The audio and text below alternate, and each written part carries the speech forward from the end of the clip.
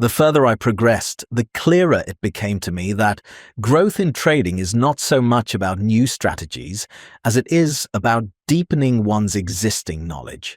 I used to think that the next level would be reached by finding the best approach, but over time I realized that it's not about replacement, but about adaptation and fine-tuning.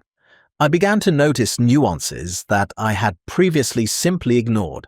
For example, the same setup in different market phases yielded completely different results. This prompted me to analyze market structure in greater detail. I started to distinguish between periods of trend, accumulation, and distribution, and adjust my behavior accordingly for each. I became more patient. Whereas before I wanted to be in the market constantly, now I can calmly wait several days for a single high-quality entry. This changed not only my results, but also my general state of mind. There was less hustle and bustle and internal tension. Understanding liquidity became a separate stage.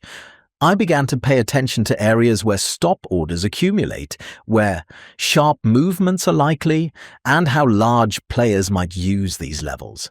This added depth to my technical analysis and allowed me to better understand the logic behind price movements.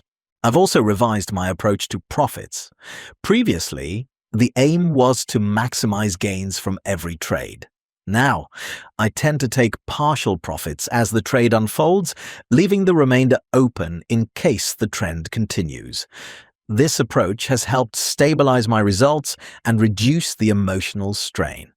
Interestingly, this has also brought about a different perception of losses. They are no longer seen as something negative. If a trade follows the system, then its outcome is simply a statistic. This may seem like a simple realization, but in practice, it changes a great deal. I began to pay more attention to recovery after trading sessions, rest, switching focus, physical activity. All of this turned out to be no less important than the market analysis itself. Overwork leads to mistakes and therefore directly affects the result.